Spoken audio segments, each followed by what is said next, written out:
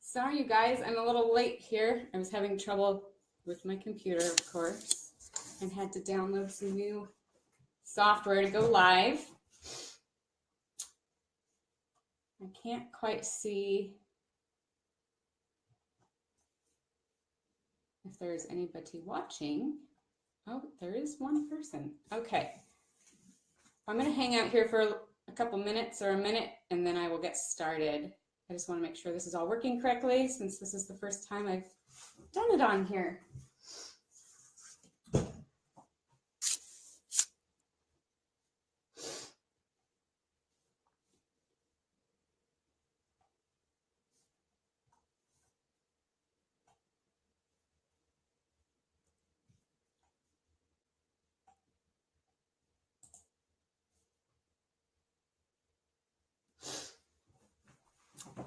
Okay, well, I think I have a couple people watching, so I'll go ahead and get started since I'm running a little late here. My name's Amy Licati, and I'm one of the newer Team WAG coaches. I was a client beforehand, so I have lots of experience with everything you guys are going through here. And obviously with the holidays, we've got Thanksgiving just happened.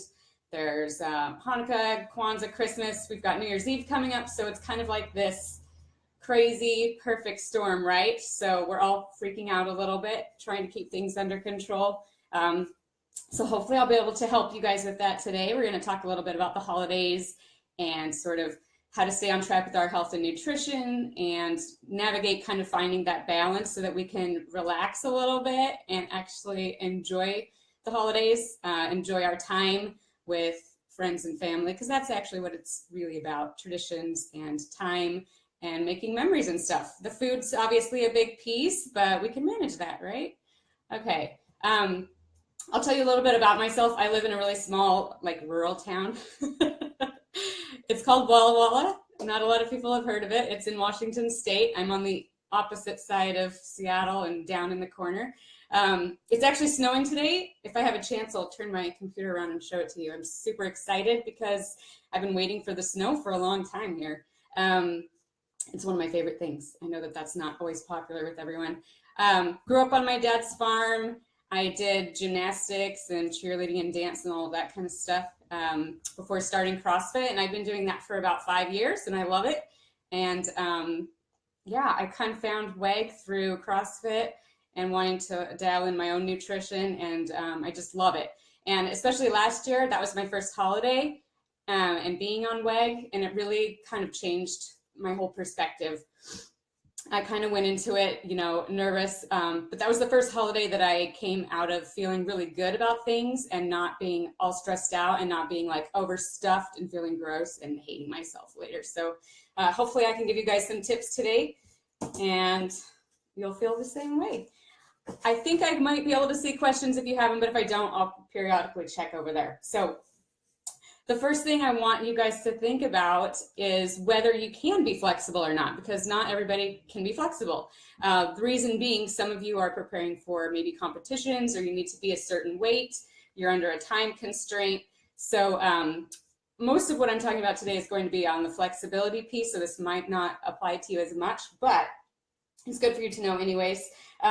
So if you are, you know, trying to make weight for a competition or something in the next few weeks and you can't be flexible, it's going to be really important for you to be upfront and honest with your friends and family, and just let them know, like, I have these goals. This is what I've been working for months. I'm really excited about it. I need your support right now.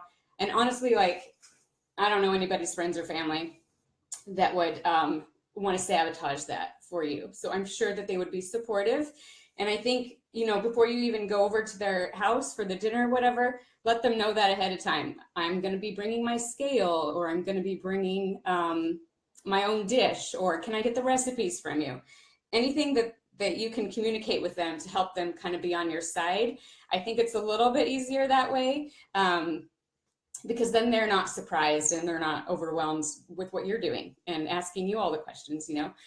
So I think just being honest up front is a really, really good thing. Just helping them see like why it's such a big priority for you. And also remember, like, it's not always going to be this way. If you're cutting for weight right now and you have to be super strict this holiday, it's temporary. It's not going to always be like this for you. So these are some tips you can use in the future too. Now, if you are okay with being more flexible, for people who are kind of just starting out and getting on board, you might not have all your macros dialed in just yet. So you'll want to be a little bit more careful. But for the ones that really know that they can be super consistent the rest of the week, a couple holiday meals here and there are not going to mess everything up for you. They're just not. So keep that in mind too. Also keep in mind, sorry, the cat here. Also keep in mind that part of being more flexible means maybe you'll gain a pound or two over the holidays. You have to be okay with that.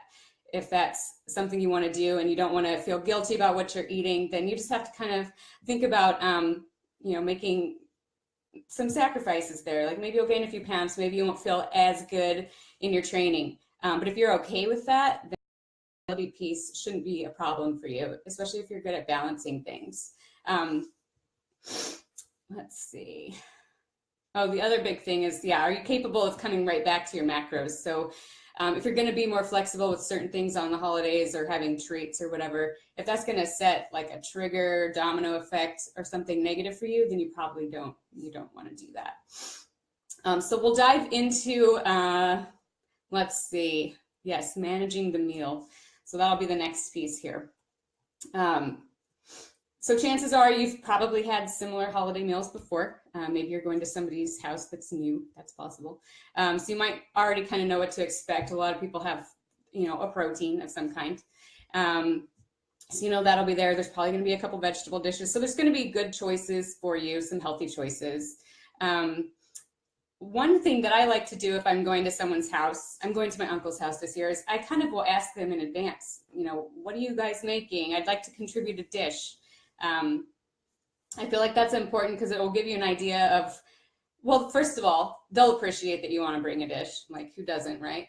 But it'll give you an idea of what's going to be on the menu for the day. So you can go into your phone and sort of like pick out some entries, put some placeholders in there, get an idea. And that will help kind of set you up and let you know. And then one big thing, I have a sweet tooth. I'll admit that. That's something I always have to think about. So what I usually do is I offer to bring the dessert, and my family just knows that now. I make the dessert every year. I know what the macros are, and that helps me kind of stay on track, but also get that thing that I need, which is the dessert, and I can manage it a little bit better. And they all appreciate me cooking anyway, so it works out. So a couple things to think about are the compromises. Like, what are you going to compromise? What trade-offs can you make? So if you are thinking that you're going to want, I don't know, my grandma makes an Italian risotto. She's no longer here, so my dad makes it now. But I know I'm going to want that, and I know I'm going to want the dessert, and I know I'm going to want the protein. So those are the things that I know I'm going to build my plate with. The other things, I'll kind of take a look at the buffet or whatever and pick my favorites out. And I kind of compromise with myself. If I see one thing there, then maybe I'll have like the starchy vegetable, the sweet potatoes, whatever, but I won't take the dinner rolls because I can get those any time of the year. It's not that big of a deal, right? I'll see some other things maybe that I don't care for, like the fruit cake or whatever. Mystery items. Sometimes there's mystery items. You don't know what they are. So you can pass on that kind of stuff. Some of the other compromises I make, or I'll take my scale. My family kind of expects that from me now. So I'll weigh out like the proteins because I always want to make sure I'm getting enough protein every day. And then I'll kind of estimate the other stuff. So making trade-offs there, like I'll weigh my proteins, and then the less macro dense things like the veggies, maybe I'll just guess those, based on cup sizes and things like that. I always weigh the dessert because it's very macro dense, obviously, but I want to have it. So that's my compromise to myself. So think about those little like trade-offs and things, picking out your favorites. If you want the Christmas cookies, maybe you can get the recipe. Otherwise, just look on MyFitnessPal. They have so much stuff on there. Everything is on there. There's weird things on there in different languages that, I didn't think I would find on there when I was eating at a fancy restaurant once. So just check it out. You might be able to find something there. Another big piece of managing your meal is just knowing your portions. I know that's going to be harder for those of you who are just kind of starting up here. But once you start weighing things out, you'll kind of know your portion sizes. So when I'm at someone's house for a holiday meal or I'm at a restaurant, I use the hand portion guide, which some of you may have heard of. I know I've talked to some of my clients about it. So if you're going to be guesstimating and using like maybe cup sizes, things like that, I always just use my hand as a reference. Everyone has one and it's kind of built for your size. So like, you know, this will be good portions for me, and for a bigger guy, his hand is going to be good for him for portions. So I know that about the size of my palm here is 4 ounces of cooked meat. And I know that just from playing around at the house here.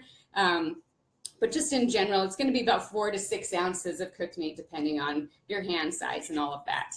I know that my fist, get down. I know that my fist is about the size of a cup. So a cup of vegetables, a cup of starches, a cup of fruit.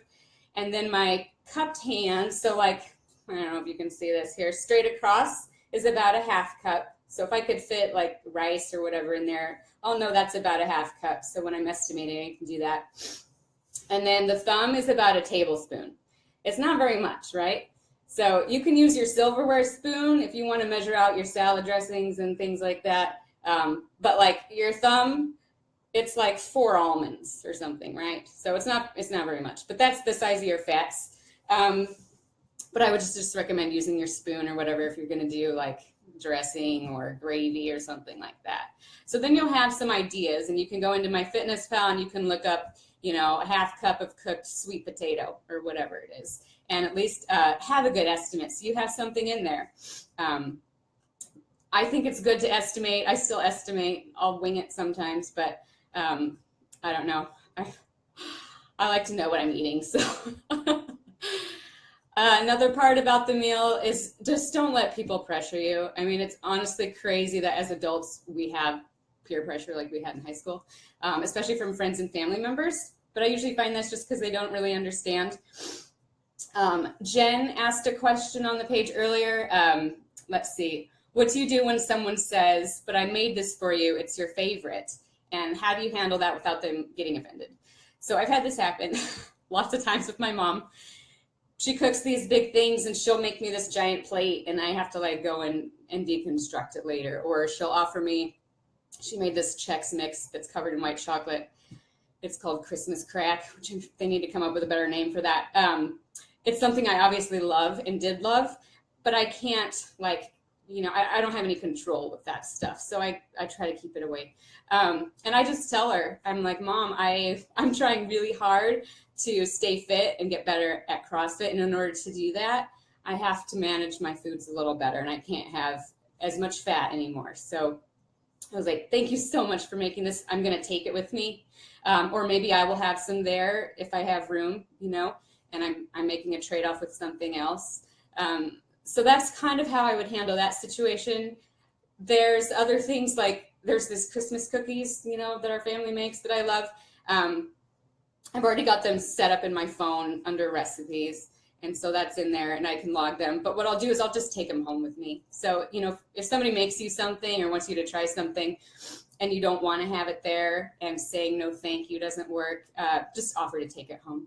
And then you can do whatever you want with it. You can put it in the freezer for later. You can get rid of it. You can give it to somebody else. I always think, though, it's best just to say thank you. And, you know, if you really want it, have some. Like I said, it's the holidays. We need to relax a little bit. Like, be mindful. Don't go crazy on it. But there's nothing wrong with having a spoonful of something or tasting something. Go easy on yourself and your family. Like, come back to your macros the next day. Jen, I hope that answers your question. Okay, so the next big thing is managing drinks. And once again, this is like something people pressure us on so much, and I don't understand why, but I'll kind of help you out with how to manage that. Obviously with drinks, it's not the healthiest thing, but we all do it sometimes. We're celebrating. They take up a lot of macros and they don't fill you up. So I kind of say to go in with a plan and pick the number of drinks that you're going to have. I know that that's easier said than done sometimes. So what I kind of do with alcohol, just based on like personal experiences, I stick to wine because that's our family tradition, and my family always brings out like 5 bottles of wine, and I know I can't drink 5 glasses of wine, right? And shouldn't. So what I usually do is I'll take like 3 ounces, 2 or 3 ounces of each one. I'll taste them. If I don't like it, I'll pour it out, you know. But I'll pick my favorite, and that's what I'll have with the holiday dinner or the holiday meal. The other thing I do a lot of times is I'll bring my own glass, and this is to any kind of party. I have this guy here. It's a little plastic glass. It's a wine glass. And I know it's marked here. There's a little thumb hole, which you can't really see. But the bottom of the thumb hole is 3 ounces, and the top is 6 ounces. So even if your glass didn't have something like this, you could just draw a little line and make a marker. But this is plastic, so I can throw it in my purse and take it with me to the house or the party, and it still looks nice, and I can drink out of it. And I know how much I'm drinking, and nobody knows that I'm like monitoring it that way. So that's like a nice little secret way to kind of keep track of how much you're drinking and where you're at. The other thing is like for beer situations, you know, if there's stuff there that you want, have it, but these are just ideas for you to take with you like next time. So let's see, I have this little like mini growler, and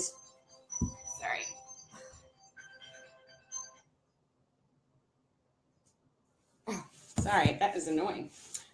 My phone is just really old, and I have it on silent, but it still rings, so I apologize.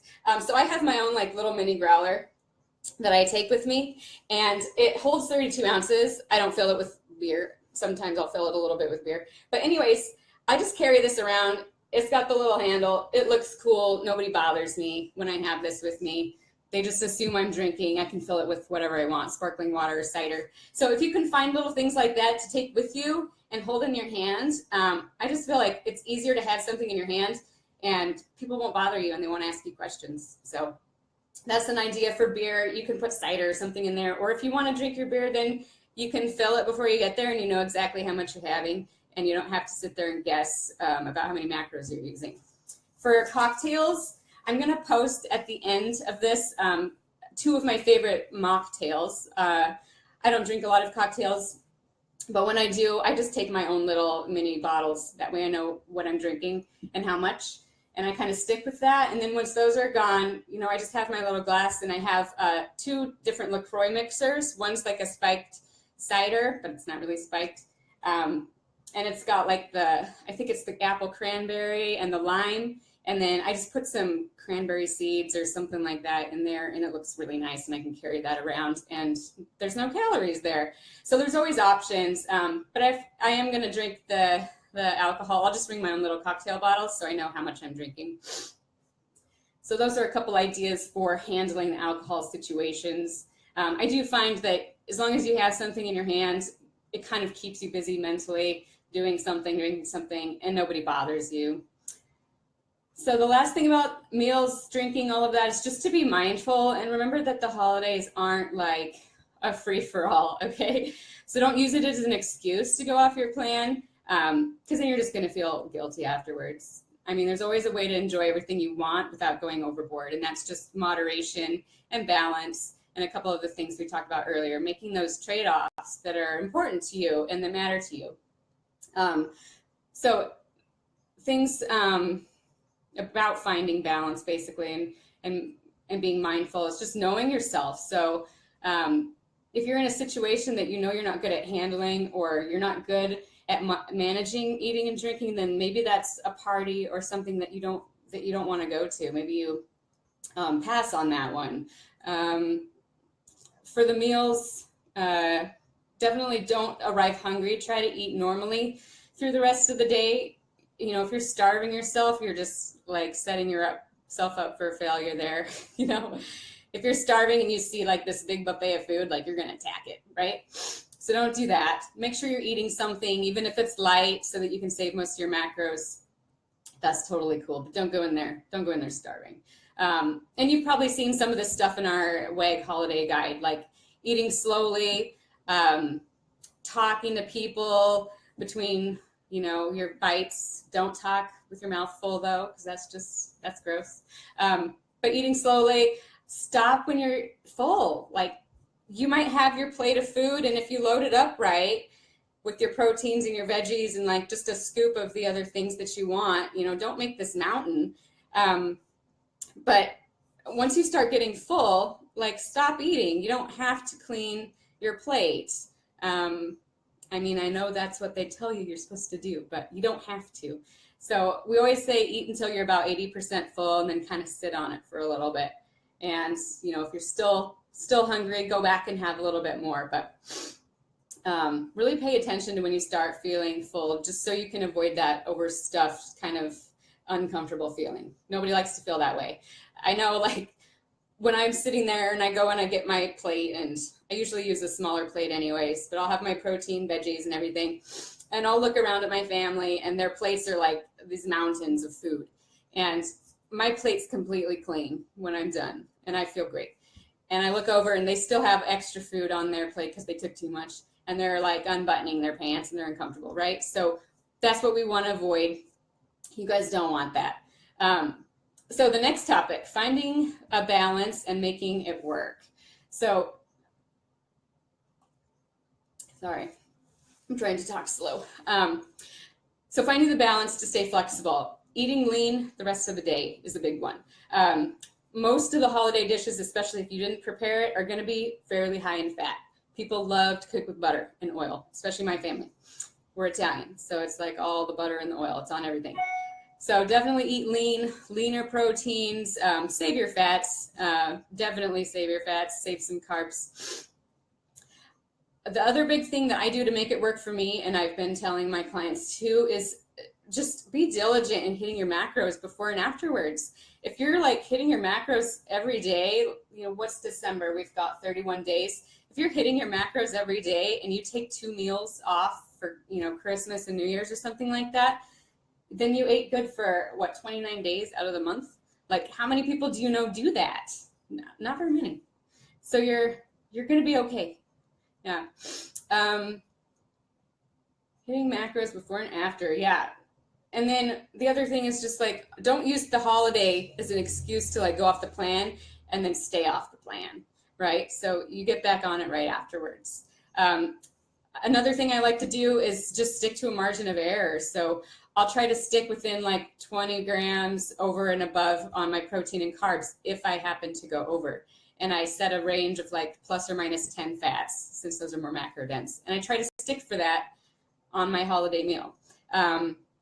Or I'll try to stick within my calorie goal at the minimum. But if you want to be a little bit more flexible, talk to your coach and go over some ideas with them, like come up with a plan, set a margin of error, set some boundaries for yourself that are maybe a little bit more flexible, but that you think is workable for you so that you can enjoy your holiday meals and not be as stressed out. And I'm sure your coach will help set you up with something. I've been working with some of my clients on that too, just because I don't want you guys to be so stressed out. This should be fun. And a diet that doesn't bend breaks. I think Adi said that. And I think it's really important. You have to be a little bit flexible from time to time, or this whole plan is not going to be sustainable for you. If you feel restricted and you feel like you can't have any fun, then it's never going to work, right? So most of the time we have to be good. We have to be watching our macros and everything, but a few flexible days isn't going to ruin everything. It shouldn't anyways.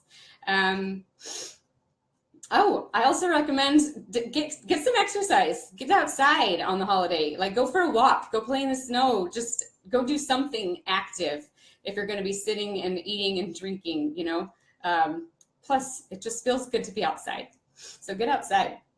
So the next thing I'm going to talk about here, now that we've kind of gone through all of that stuff, is just a few of my favorite like holiday food items, because I love food. And then I'll post a couple recipes here at the end. So one of the things I really like, and I already posted about this, was this Califia Farms holiday nog. It's made with almond milk, so there's no dairy there. So it's obviously not as rich. But I use that in my overnight oats, and I've used it in my Kodiak cakes, pancake mix, which is really good. You can also make little mocktails with it. put a shot of espresso or something like that in there. And then for the faux cocktails, I'll post later, LaCroix. I mean, you should go onto their website. They have like 10 or 12 different holiday inspired cocktails and mocktails and all kinds of other things. So great ideas for low calorie things. Like I said earlier, I have a sweet tooth. So I kind of love these little Ghirardelli bags. This one's got the peppermint bark, but it's great portion control. They've got these little guys, and I just pop them in my freezer, and I'll program them into my macros every now and then. And that kind of hits my sweet tooth, but it's also something that I can control and manage. This isn't a trigger food for me, so it's okay for me to have around. But try to have little things like that. You know, if you need something sweet once in a while, something small, it's good. These RX bars, I don't know if any of you guys got these. They're the gingerbread ones. They're so good. I love those. So I just take these with me when I'm traveling. So if you're traveling for the holidays, it's always nice to have a protein bar. These have nice clean ingredients, and the gingerbread was a nice seasonal flavor. And I'm all about the seasonal. So I got that. And then I picked up all of these, like, here it is.